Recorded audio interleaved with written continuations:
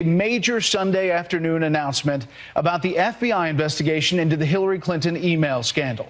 A week after turning the election on its ear, the head of the Bureau says, in essence, never mind.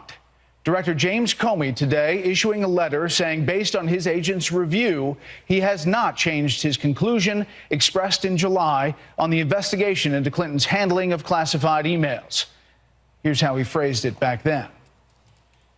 Although we did not find clear evidence Secretary Clinton or her colleagues intended to violate laws governing the handling of classified information, there is evidence that they were extremely careless in their handling of very sensitive, highly classified information. In looking back at our investigations into the mishandling or removal of classified information, we cannot find a case that would support bringing criminal charges on these facts. Today's decision once again changes the dynamics with 2 days until Election Day. We have Fox team coverage of the presidential nominees on the campaign trail. Carl Cameron is at a Trump event in suburban Detroit tonight, and Jennifer Griffin is with a very relieved Clinton team after another star-studded rally in Cleveland. Good evening, Jennifer. Good evening, Brett. Well, with just 2 days to go until the election, FBI Director Comey sent another letter to Capitol Hill updating lawmakers. Quote, the FBI investigative team has been working around the clock to process and review a large volume of emails from a device obtained in connection with an unrelated criminal investigation. During that process, we reviewed all of the communications that were to or from Hillary Clinton while she was Secretary of State. Based on our review, we have not changed our conclusions that we expressed in July with respect to Secretary Clinton. And tonight, a one-line statement from the Department of Justice, quote, the FBI and Department of Justice dedicated all necessary resources to conduct this review expeditiously. Hillary Clinton learned about the FBI Director James Comey's statement just before exiting her campaign plane in Ohio. Campaign staff read the news from a spokesman's iPhone. We're glad to see that that he has found, as we were confident that he would, that he has confirmed the conclusions that he really reached in July, and we're glad that this matter is resolved. On stage in Cleveland, she was joined by royalty, King James, LeBron James. She did not address the FBI's decision. I will be on your side. I will fight for you, fight for your families, fight for your futures. In these final days, it remains clear the campaign is concerned about turnout among African-American voters and waning enthusiasm in the wake of FBI Director James Comey's October surprise. Gone is the talk of winning deep red Texas or Georgia. Instead, the President, Bill Clinton, and Secretary Clinton all plan last-minute stops in a traditionally blue state that is receiving a lot of last-minute attention from Democrats in these final hours. Michigan does not have a large Latino population to neutralize concerns about low enthusiasm among African-American voters. Michigan does have a large Muslim American community, and tonight in New Hampshire, Hillary Clinton will be joined on stage by the voice that has become most prominent from that community, Kaiser Khan, the Gold Star father whose son was killed in Iraq and whose wife was insulted by Donald Trump. Brett? Jennifer Griffin, live at the Clinton campaign. Jennifer, thank you. News that the FBI director is reiterating his July statement of not moving forward with any criminal prosecution on the email matter for Hillary Clinton is not sitting well with Donald Trump and his supporters. House Speaker Paul Ryan, not an enthusiastic backer from the beginning of the nominee, says, quote, regardless of this decision, the undisputed finding of the FBI's investigation is that Secretary Clinton put our nation's secrets at risk and in doing so compromised our national security. She simply believes she's above the law and always plays by her own rules. Ryan continues in the statement by mentioning the GOP nominee by name, quote, let's bring the Clinton era to an end by voting for Donald Trump on Tuesday. On today's big FBI announcement from syndicated columnist Charles Krauthammer in Washington. Good evening, Charles. The FBI director saying basically that his statement in July stands. Here's another way FBI Director James Comey said that back in July.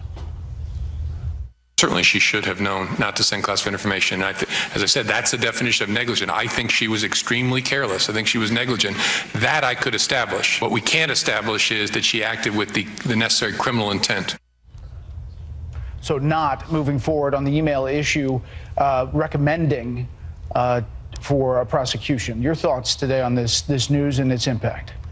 This is technically a win for Secretary Clinton, but I think politically it probably has zero effect, or if anything, a marginal net plus. Yes, she can cite this, but first of all, the verdict in July was rather mixed, even though she wasn't indicted.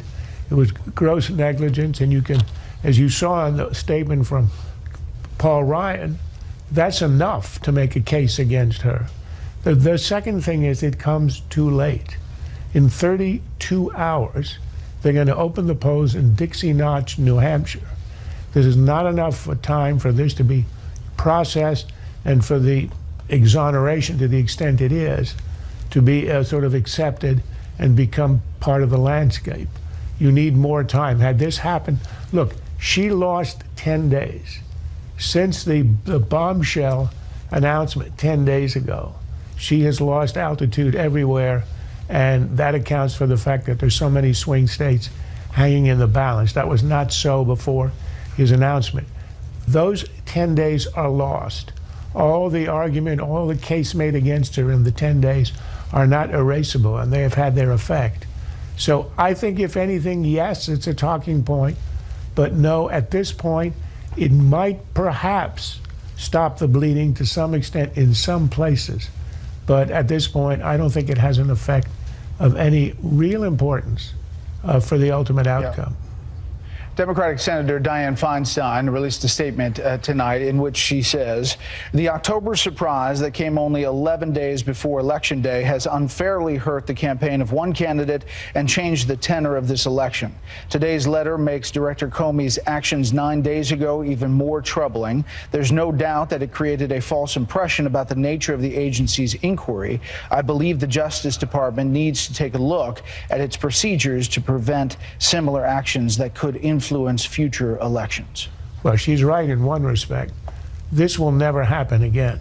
This was an all-time screw-up that will not be repeated. FBI intruding itself 3 times in a presidential election, and twice with less than 2 weeks to go, reversing itself. It's almost as if we had the Comey primary in July, the recount 10 days ago, and now the recount like Florida 2000, except it happened before the election. Will not happen again. Charles Krauthammer live in Washington. Charles, thanks. We have Fox team coverage in some of the key battleground states tonight. Molly Lyons in New Hampshire, Manchester, New Hampshire, Rick Leventhal in Philadelphia, Pennsylvania, Jonathan Serria in Raleigh, North Carolina, and we begin with Steve Harrigan in Fort Lauderdale, Florida, on the last day of early voting in the crucial Sunshine State. Good evening, Steve. Good evening, Brett. Early voting here across the state of Florida is just about to wrap up in a few minutes' time. Already 6 million people have voted, slightly more Democrats than Republicans, and Hillary Clinton owns a 1-point lead so far in the Real Clear Politics poll. So far, the candidates continue to stump across the state. Hillary Clinton was in Pembroke Pines yesterday. President Obama was in the Orlando area today campaigning for Hillary Clinton. Donald Trump was in Tampa yesterday at a big rally there at the State Fair, and he'll be back to Florida in Sarasota tomorrow. Obama managed to win here, a narrow win in Florida 4 years ago. He got a lot of help from African-American voters as well as young voters. So far in the early voting, both of those groups have been underperforming. If Hillary Clinton is going to win this state, she's going to need a lot of help from Hispanic voters. So far, they've been overperforming. A key demographic to look at, the Puerto Rican voters. The number of Puerto Ricans in Florida has doubled since the year 2000, in large part due to economic troubles on the island of Puerto Rico. They're traditionally more liberal than Cuban Americans, so that's a key demographic in what could be a very close race here in Florida. Now to my colleague Molly Lyons in Manchester, New Hampshire. Thank you, Steve. The Granite State has just 4 electoral college votes, but those meager 4 may prove to be very mighty, depending on how the victory math adds up. And that's why both parties' nominees are making appearances here in the Granite State. It is a very close race. According to the Real Clear Politics average, Donald Trump has a slight edge right now over Hillary Clinton with 1.6% up. Hillary Clinton is coming here tonight. She'll be holding a rally in Manchester. She'll be joined by yet another musician.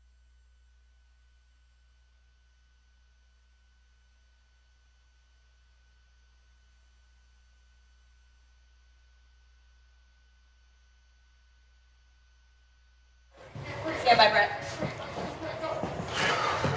All right. That wasn't supposed to happen. We're up here at the data deck. We will head back to the remotes when we get them. Little technical problem there. This is the area where Bill Hemmer will be on election night. We're going to look at the various scenarios as